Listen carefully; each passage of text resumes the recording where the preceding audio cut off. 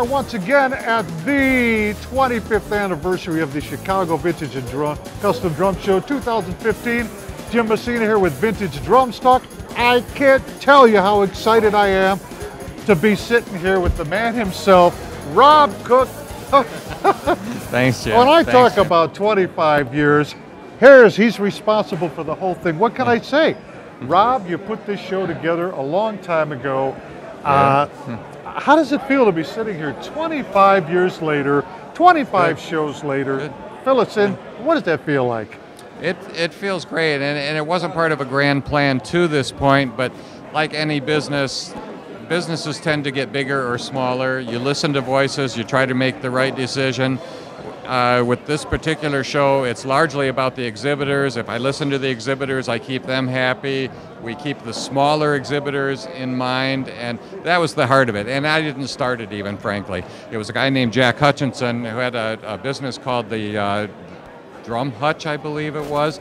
Anyhow, Loves Park in 1991, kind of the basement area of a Holiday Inn or something, and there were about a dozen of us, and it was a swap meet, and that was the plan. Everybody gets together with some old drums and parts and swaps them back and forth. The second year, I called him to see what the date was, and he said, man, I lost my shirt on that, I can't afford to do it, but hey, if you want my mailing list and you want to do it, here you go.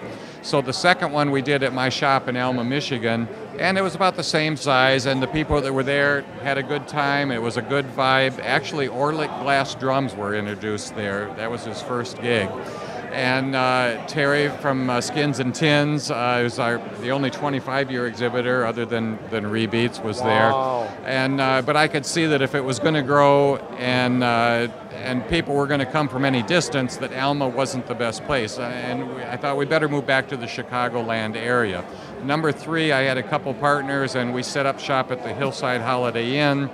Number 4, we moved downtown to, and by this time, we had split with the 2 partners, so it was just me at this point for number 4 down at the DePaul Music Mart. It used to be the Goldblatt's department. How many changes have we made of venue changes right there? And then the next year, that's 3, and then 3 and 4 years. Yeah. Okay. Yeah. And then the next year we were out here, and we've been here since. It's been 20 years.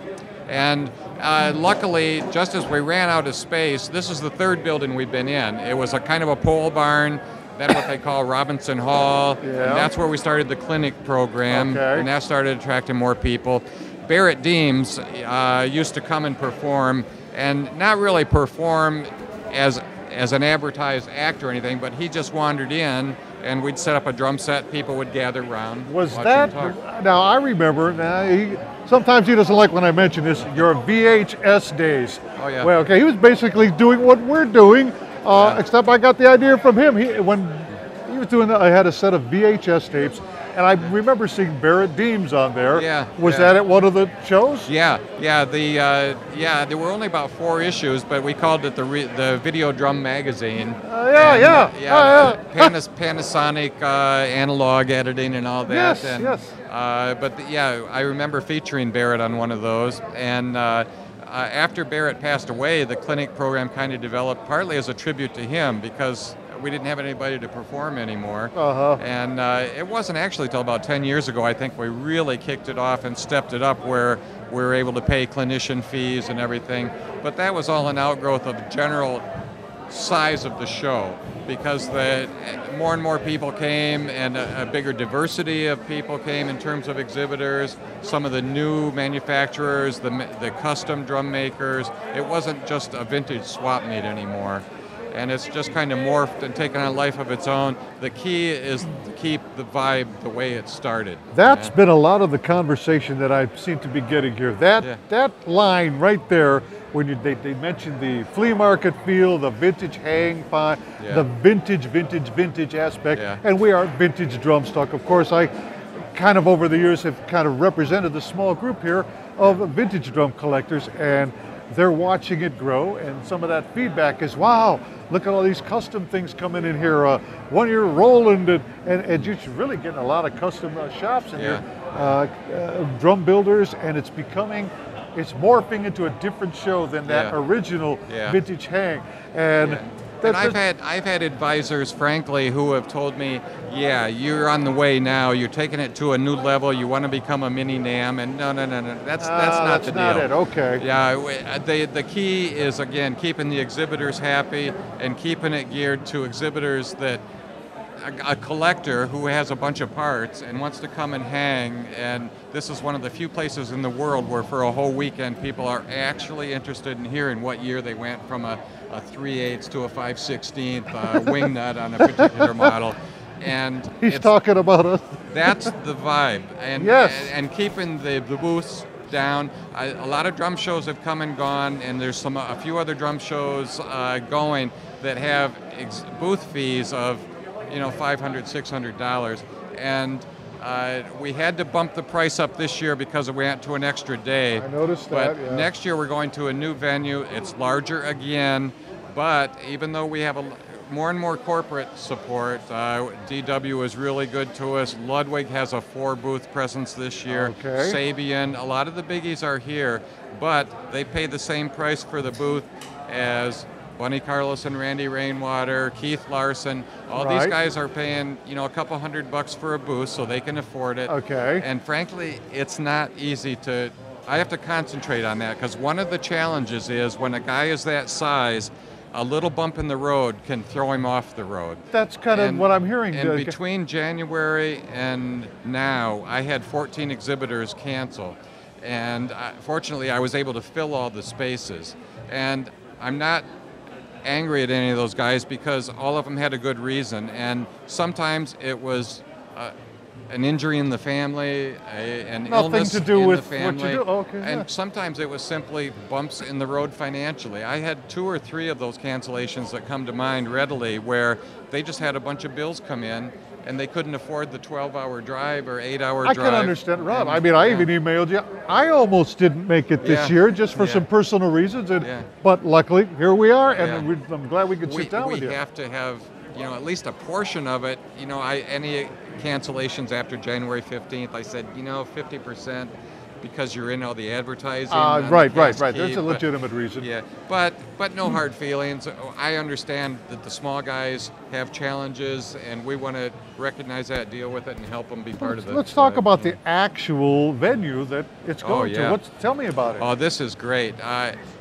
There's so many advantages. It's called the Odium, and it's an expo center. Okay. And because of our size, the size we've grown into, we're banging our heads on some of the problems that a convention center doesn't have because we're still in a county fairgrounds building. And I'm talking about things like shipping to the show. Right. The corporate guys want to send pallets of stuff and they can't have it received here at the venue. So the new venue, the Odium Expo Center, is actually 2 indoor arenas that are large enough for indoor hockey and soccer and everything. So compared to this venue, it's as big. We have 2 halls here, and one of them is the clinic area hall, and the exhibitors have to be quiet during the clinics. Next year we'll have all of these exhibitors, same number, in one big hall, and the clinics and master classes will be in a totally different part of the building, so we won't have to tell exhibitors keep it down for an hour now. Good.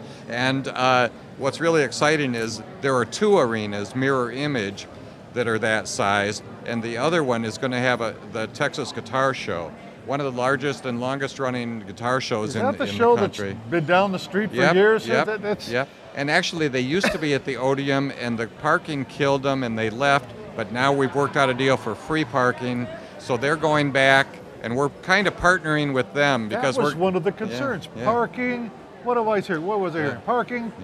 Chicago traffic, which I agree is pretty.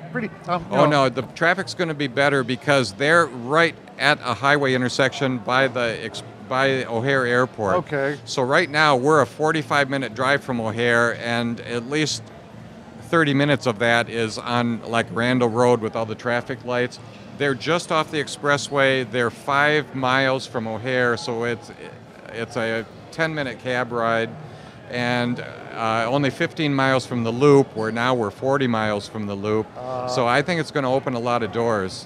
When did this idea come up? I mean, what really made you say, let's think of this Odium and moving out of here again? Well, we're running out of space. Okay. I had to add a bunch of spaces now to the clinic area that was kind of squeezing clinic seating. I've noticed our lobby area, the common area, these booths weren't here before. We've got 8 new booths out here. And they've been after me for 5 years, frankly. Yeah. It's a family-owned business with an adult son who's a drummer, and he's been real persistent about recruiting us. And finally, they have a new marketing guy that came to me last year and said, look, the family has said, get the drum show. What's it going to take? And I said, well, frankly, you need to give us this much space that we have now at the same price, and then we'll talk. But until we get to that point, we can't go any further. So they've been very accommodating, and it's going to be fun. Well, you know, you've been doing this for 25 years, so you must be doing something right, Rob. And I think a lot of the people are just putting their trust in you. And here's for another 25 years of a great show that I am really honored and proud to be part of, representing the vintage aspect of this show. So, Rob Cook, good luck to you. Thanks in your so show. much, It's going to Jim. be fantastic. And I'll never forget the first time you interviewed me, and you grabbed John Aldridge and I, and we went out in front and sat, and it was short but you sweet. didn't have as nice of equipment then, but we've all upped our game there. Well, sure. But it was still fun. I mean, I was an honor for me. I was all gushy, and I remember this guy, and I said before I ever started this, I was in my house in my drum room and said, you know, and I didn't even have this persona anymore, but I whispered that wouldn't it be nice to sit down with John Aldridge and Rob Cook, because I had their VHS videos and I watched you and John stumbling through this lineup of black beauties, and you know, and everybody has changed, and even you have. I mean, in those days you were kind of monotone. We didn't know what we were doing, but the material was there, and the fascination with the whole thing was there. You and I share that. Okay, here's to a great guy. Folks, we'll see you next year. New show. Bye-bye.